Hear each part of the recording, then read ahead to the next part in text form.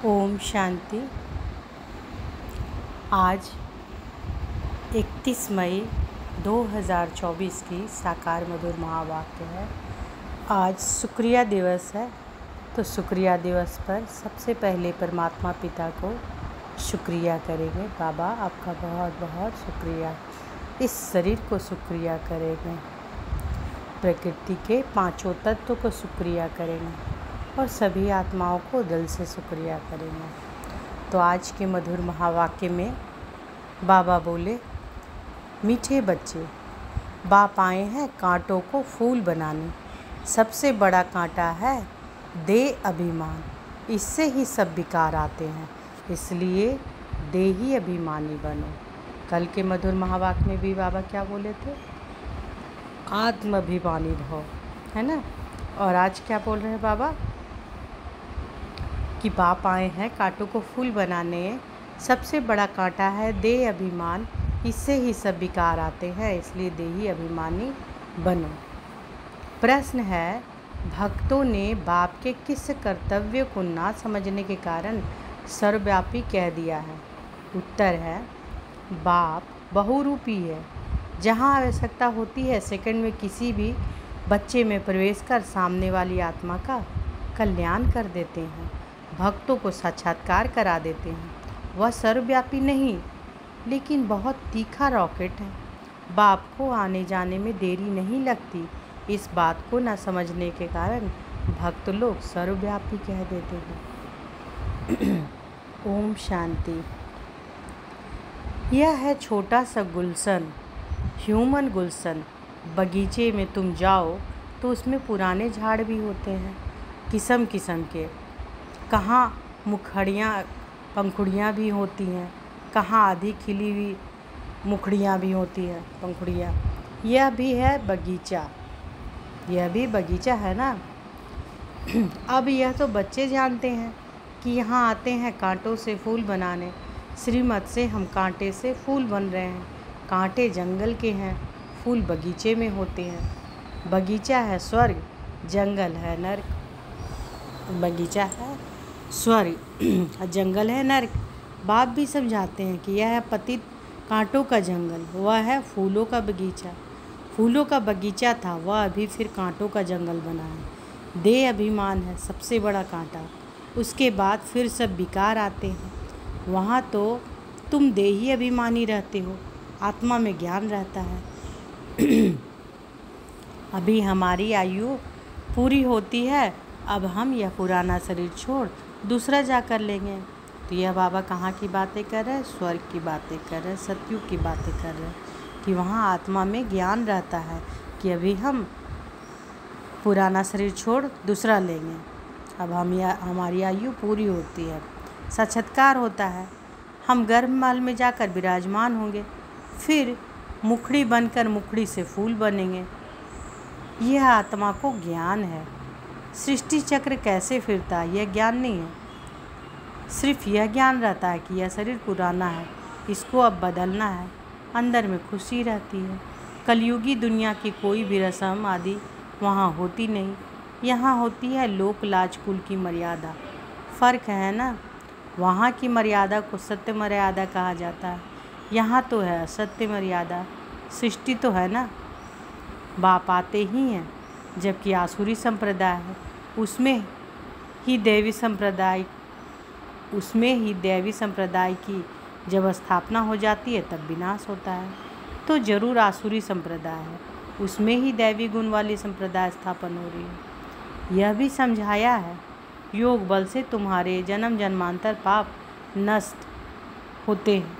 इस जन्म में भी जो पाप किए हैं वह भी बताने पड़े, उसमें भी खास है, विकार की बात है। याद में है बल, बाप है सर्वशक्तिमान।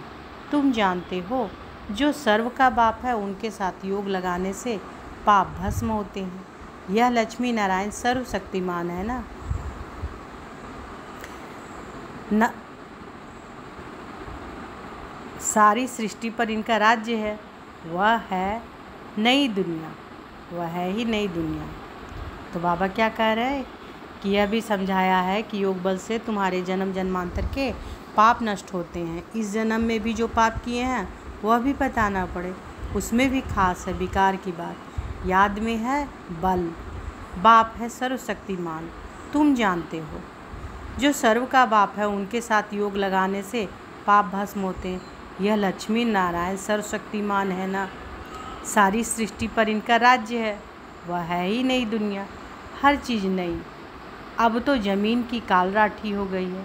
अभी तुम बच्चे नई दुनिया के मालिक बनते हो, तो इतनी खुशी रहनी चाहिए। जैसे स्टूडेंट वैसी खुशी भी जाती होगी। तुम्हारी यह है ऊंची ते ऊंची यूनिवर्सिटी, ऊंचे ते ऊंच पढ़ाने वाला है। बच्चे पढ़ते भी हैं ऊंचे ते ऊंच बनने के लिए। तुम कितना नीच थे, एकदम नीच से फिर ऊंच बनते हो। बाप खुद ही कहते हैं तुम स्वर्ग के लायक थोड़े ही हो, अपवित्र वहाँ जा ना सके। नीचे हैं तब तो ऊंच देवताओं के आगे उन्हों की महिमा गाते हैं। मंदिरों में जाकर उन्हों की ऊंचाई और अपनी निष्ठा का वर्णन करते हैं। फिर कहते हैं कि रहम करो तो हम भी ऐसे ऊंच बने। उन्हों के आगे माथा टेकते हैं तो वह भी मनुष्य, परंतु उनमें दैवी गुण है।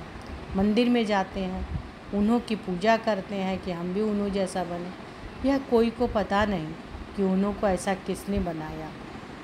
तुम बच्चों की बुद्धि में सारा ड्रामा बैठा हुआ है। कैसे इस दैवी झाड़ का सैपलिंग लगता है। बाप आते भी हैं संगम युग पर। यह पतित दुनिया है, इसलिए बाप को बुलाते हैं कि हमको आकर पतित से पावन बनाओ।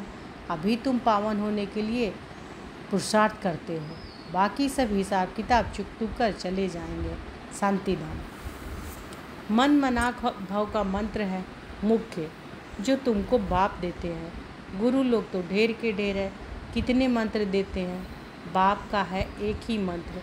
बाप ने भारत में आकर मंत्र दिया था जिससे तुम देवी देवता बने थे। भगवान वाच है ना।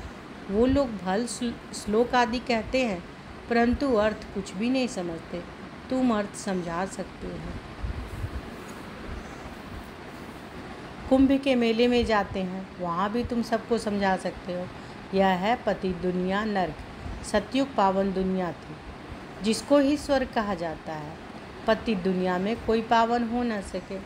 बाबा बोल रहे हैं कि तुम कहीं भी जाकर समझा सकते हो।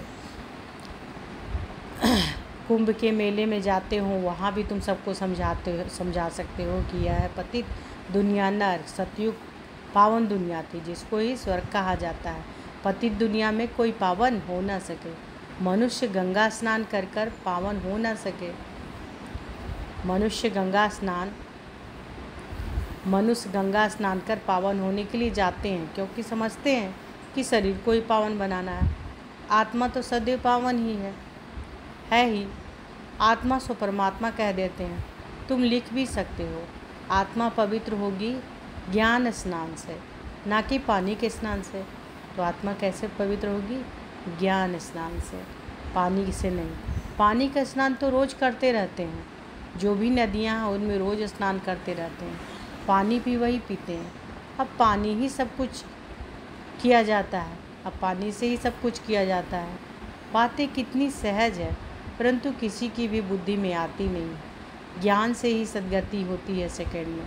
फिर कहते हैं ज्ञान इतना अथाह है जो सारा समुद्र स्याही बनाओ, जंगल को कलम बनाओ, धरती को कागज़ बनाओ। ज्ञान से ही सद्गति होती है सेकंड में। फिर कहते हैं कि ज्ञान इतना अथाह है जो सारा समुद्र स्याही बनाओ, जंगल को कलम बनाओ, धरती को कागज़ बनाओ, तो भी अंत नहीं हो सकता। बाप भिन्न भिन्न पॉइंट्स तो रोज़ समझाते रहते हैं। बाप कहते हैं कि आज तुमको बहुत गूढ़ बातें सुनाते होंगे। बच्चे कहते हैं कि पहले क्यों नहीं सुनाया? अरे पहले कैसे सुनाएंगे? कहानी शुरू से लेकर नंबरवार सुनाएंगे ना। पिछाड़ी का पाठ पहले कैसे सुना सकेंगे? यह भी बाप सुनाते रहते हैं। यह सृष्टि चक्र के आदि मध्य अंत का राज तुम जानते हो। तुमसे कोई भी पूछे तो तुम झट रिस्पॉन्स कर सकते हो। तुम्हारे में भी नंबरवार है जिनकी बुद्धि में बैठा हुआ है। तुम्हारे पास आते हैं, पूरा रिस्पॉन्स नहीं मिलता है तो बाहर जाकर कहते हैं कि यहाँ तो पूरी समझानी नहीं मिलती है, फालतू चित्र रखे हैं। इसलिए उन्हें समझाने वाले बड़े अच्छे चाहिए। नहीं तो वह भी पूरा समझते नहीं हैं। समझाने वाले भी पूरा नहीं तो जैसे को तैसा मिला। बाप कहते हैं, कहाँ कहाँ हम देखते हैं आदमी बड़ा समझदार है, बच्चे इतने श्रूड होशियार नहीं हैं, तो फिर हम भी उनमें प्रवेश कर मदद कर लेते हैं, क्योंकि बाप तो है बहुत छोटा रॉकेट, आने जाने में देरी नहीं लगती। तो बाबा आज बता दिए कि बाबा क्या है, एकदम छोटा रॉकेट, उनको आने जाने में देर नहीं लगती, आने जाने में देरी नहीं लगती। उन्होंने फिर बहुरूपी व सर्वव्यापी की बात उठा ली है। यह तो बाप तुम बच्चों को बैठ समझाते हैं। कोई कोई आदमी अच्छे होते हैं तो उनको समझाने वाले भी ऐसे चाहिए। आजकल तो कोई छोटेपन में भी शास्त्र कंठ कर लेते हैं, क्योंकि आत्मा संस्कार ले आती है। कहाँ भी जन्म ले फिर वहाँ वेद शास्त्र आदि पढ़ने लग पड़ेंगे। अंतमति सुगति है ना, आत्मा संस्कार ले जाती है ना। अभी तुम बच्चे समझते हो कि आखिर वह दिन आया आज जो स्वर्ग के द्वार सच सच खुलते हैं। नई दुनिया की स्थापना, पुरानी दुनिया का विनाश होना है। मनुष्यों को तो यह भी पता नहीं कि स्वर्ग नई दुनिया में होता है। तुम बच्चे ही जानते हो कि हम सच्ची सच्ची सत्यनारायण की कथा व अमरनाथ की कथा सुना रहे हैं। है एक ही कथा, सुनाई भी एक ने है, फिर उसके शास्त्र बनाए हैं, दृष्टांत सब तुम्हारे हैं, जो फिर भक्ति मार्ग में उठा लिए हैं।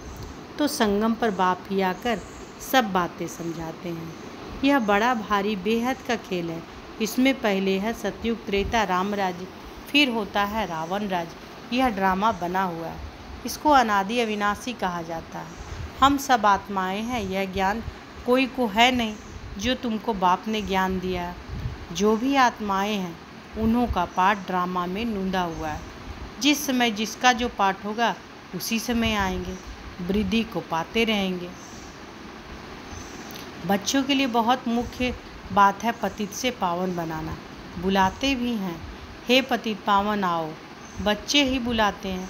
बाप भी कहते हैं कि हमारे बच्चे काम चिता पर बैठ भस्म हो गए हैं। यह है यथार्थ बातें। आत्मा जो अकाल है उनका यह तख्त है, लोन लिया हुआ है। ब्रह्मा के लिए भी तुमसे पूछते हैं कि यह कौन है। बोलो कि देखो लिखा हुआ भगवान हूँ आज, मैं साधारण तन में आता हूँ। वह सजा हुआ श्री कृष्ण ही 84 जन्म ले साधारण बनता है, साधारण ही फिर वह श्री कृष्ण बनता है। नीचे तपस्या कर रहे हैं, जानते हैं कि हम यह बनने वाले हैं। तो बाबा कह रहे हैं कि कोई अगर पूछते हैं ना कि ब्रह्मा कौन है, बाबा बोलते हैं ना कि ब्रह्मा के लिए भी पूछते हैं कि यह कौन है, तो बोलो कि देखो लिखा हुआ है ना कि भगवान हुआ कि मैं साधारण तन में आता हूँ। वह सजा हुआ श्री कृष्ण ही 84 जन्म ले साधारण बनता है, साधारण ही फिर वह कृष्ण बनता है। नीचे तपस्या कर रहे हैं, जानते हैं कि हम यह बनने वाले हैं। त्रिमूर्ति तो बहुतों ने देखा है, परंतु उनका अर्थ भी चाहिए ना। स्थापना जो करते हैं फिर पालना भी वही करेंगे। स्थापना के समय नाम रूप देश काल अलग, पालना का नाम रूप देश अलग काल अलग है। बाबा कह रहे हैं कि स्थापना जो करते हैं फिर पालना भी वही करेंगे। स्थापना के समय का नाम रूप देश काल अलग, पालना का नाम रूप देश काल अलग है। यह बातें समझाने में तो बड़ी सहज है। यह नीचे तपस्या कर रहे हैं, फिर यह बनने वाले हैं, यही 84 जन्म ले यह बनते हैं। कितना सहज ज्ञान है सेकंड का। बुद्धि में यह ज्ञान है कि हम यह देवता बनते हैं। 84 जन्म भी इन देवताओं को ही लेने हैं, और कोई लेते नहीं।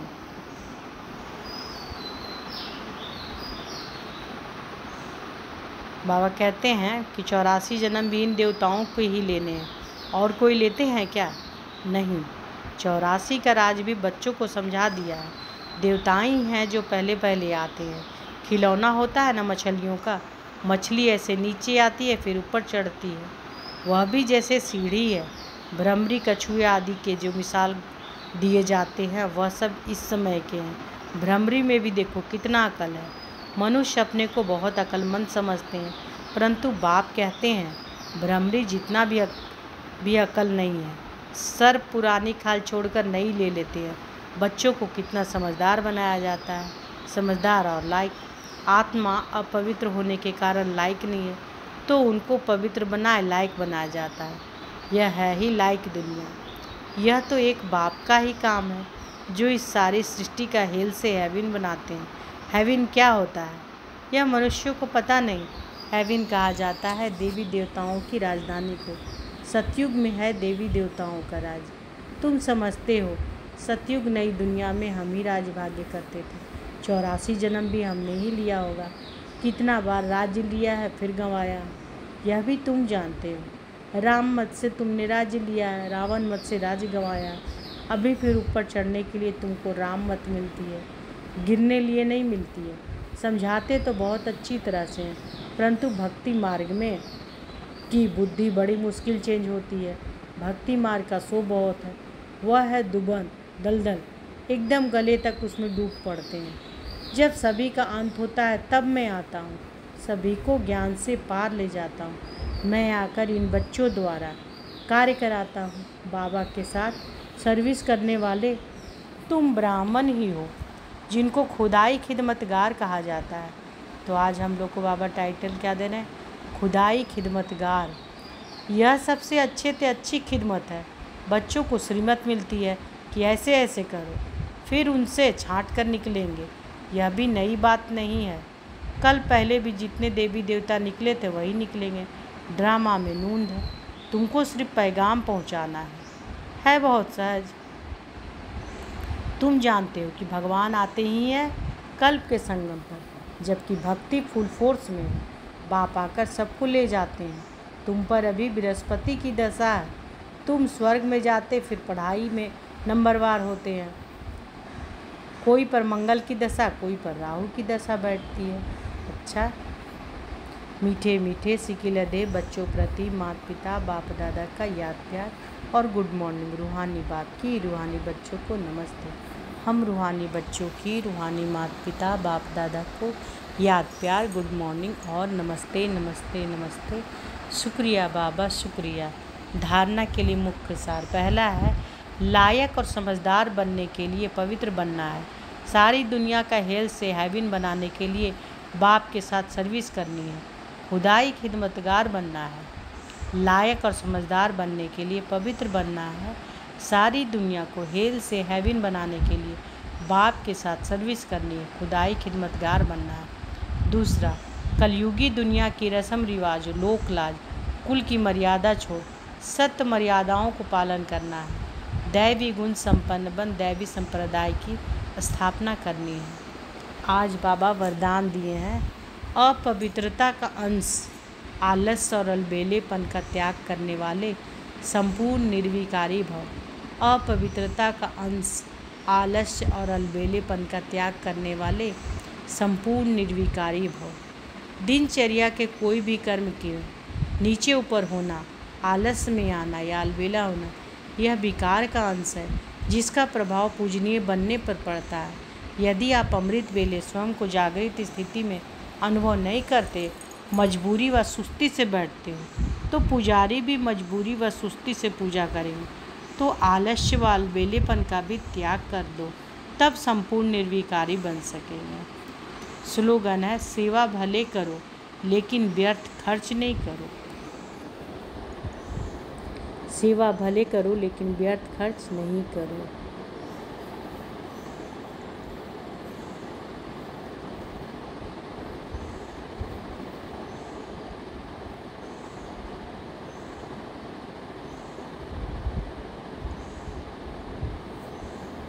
तो बाबा आज के मधुर महावाक्य में क्या बोले हैं? बाबा बोले हैं,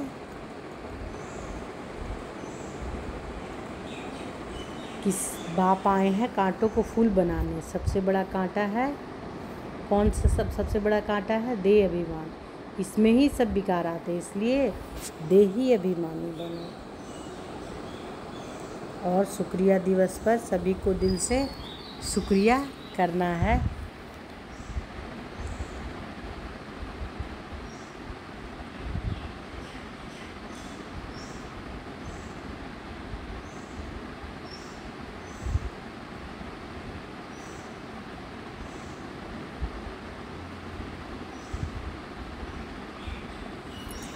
ओम शांति। शुक्रिया बाबा, शुक्रिया। ओम शांति।